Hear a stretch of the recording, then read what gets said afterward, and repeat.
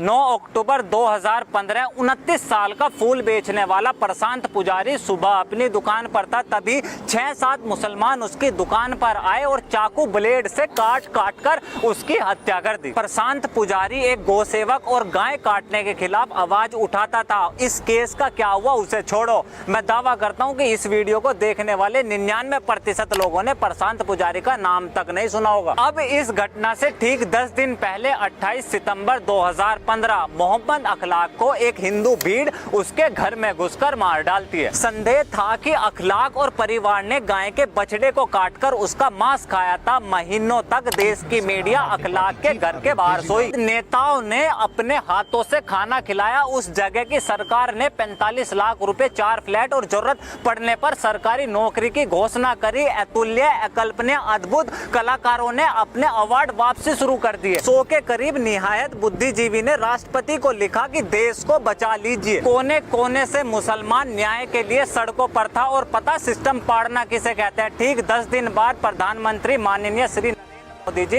अखलाक की हत्या को दुखद बताते हैं। हत्या तो प्रशांत पुजारी की भी हुई थी, लेकिन किसी को कुछ सुनाई पड़ा। ऐसी ही एक हत्या आज कन्हैया लाल की हुई है, लेकिन मीडिया, इंटेलेक्चुअल, पॉलिटिशियन, कोर्ट और सिस्टम केवल और बस नुपुर शर्मा। और हिंदू कहाँ है? वहीं जहाँ कश्मीर में था, जहाँ प्रशांत पुजारी की हत्या में था, जहाँ पालघर साधु लवन्या रुपेश में था, और बिल्कुल वहीं जहाँ आज कन्हैया लाल में है। हमारे ये हालात ऐसे क्यों हुए हैं? हमें ये क्यों फर्क नहीं पड़ता कि हम कौन और हमारी पहचान क्या है?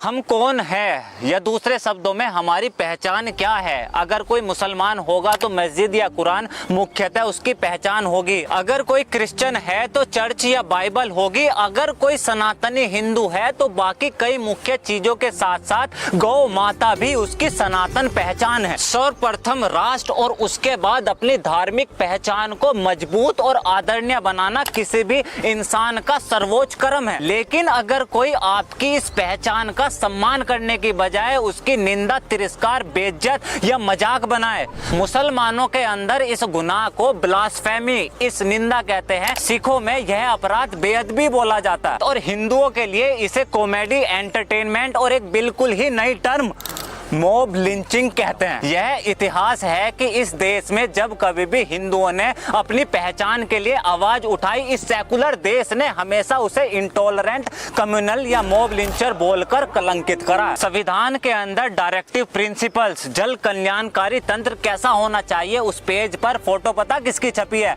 भगवान श्री कृष्ण की। इस धरती का इतिहास सनातन पहचान से है। प्रभु श्री राम, संत रविदास, गुरु गोविंद सिंह साहब, महाराणा प्रताप, शिवाजी महाराज से है। और उन्हीं के त्याग, तपस्या और आदर्श मूल्यों के आधार पर इस समाज ने अपनी सामाजिक जल कल्याणकारी नीतियों का निर्माण करा है। पूरे सनातन भारत में एक भी तारीख ऐसी नहीं है जो मॉब लिंचिंग जैसी घटनाओं से संबंध रखती हो। भीड़ में इकट्ठा होकर पत्थर मारना सनातन परंपरा नहीं है। ये काम उनका है जिन्होंने भारत पर मजहबी हमला करा। ये वही लोग हैं जो इन्हीं आक्रमणकारियों को राष्ट्र निर्माता कहते हैं, और ये वही हैं जो गाय को खाना और उसे स्वादिष्ट बताते हैं। Indian penal code section 153A और सेक्शन 295A, अगर कोई व्यक्ति किसी की धार्मिक मान्यताओं या भावनाओं को ठेस पहुंचाए या उसका उल्लंघन करे तो वो कानूनी तौर पर एक अपराधी है। अब किसी की धार्मिक मान्यता या भावना क्या है, इसे कौन परिभाषित करता है? मुख्यतः समाज अपने सभ्यता और सांस्कृतिक अनुभव के आधार पर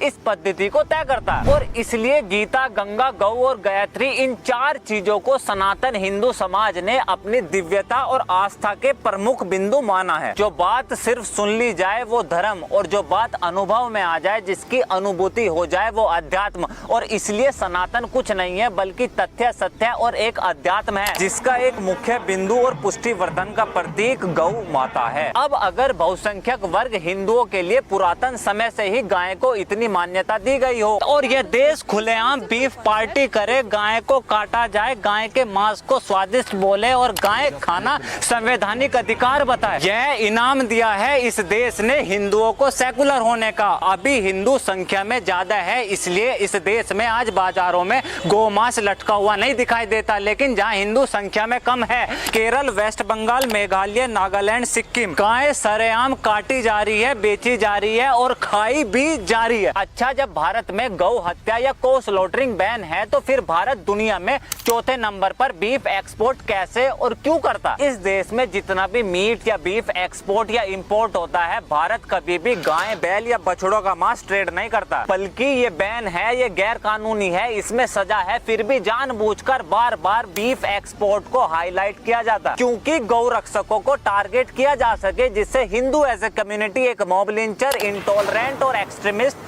घोषित हो सके। ये गौ रक्षक कौन है? कोई संगठित संगठन या ऐसी कार्य प्रणाली जो पिछले कुछ वर्षों से ही शुरू हुई है। 1925 महात्मा गांधी अंग्रेजों के खिलाफ एक all India cow protection organisation Gau Raksha सभा का निर्माण करते हैं। उस सभा में बोला गया कि हिंदू धर्म में गौ रक्षा महत्वपूर्ण कर्तव्यों में से एक है और हिंदू धर्म केवल जब तक जीवित रहेगा जब तक गाय की रक्षा के लिए हिंदू हैं। देश आजाद हुआ और गौ रक्षा को एक संवैधानिक अधिकार बनाने की मांग हुई, लेकिन जिस तरह संविधान सभा में कुछ लोगों को भारत शब्द से दिक्कत थी, वैसा ही कुछ गाय के साथ हुआ। इस मांग को खारिज कर दिया गया, लेकिन फिर भी राजेंद्र प्रसाद जी ने डायरेक्टिव प्रिंसिपल्स के अंदर आर्टिकल 48 को जोड़ा, जिसमें लिखा गया कि राज्य अपने यहाँ के गाय बछड़ों की हत्या के खिलाफ पर्याप्त कदम उठाएगा। अब गौ हत्या रोकने के लिए जरूरी था कि लोगों के साथ साथ राज्य के अंदर भी ऐसी सरकार हो जो गौ हत्या को एक कानूनी अपराध मानती हो। जो सरकार हिंदुओं या उसकी पहचान की बात करे उसे कम्युनल बनाना बहुत आसान है, लेकिन वो आम हिंदू जो गौ रक्षा को अपना दायित्व तो अधिकार मानता हो, उसे सांप्रदायिक जामा पहनाना बहुत मुश्किल काम है। अब जो भी व्यक्ति प्रत्यक्ष रूप से जमीनी स्तर पर संगठित या असंगठित तरीके से इस कार्य प्रणाली से जुड़ा था,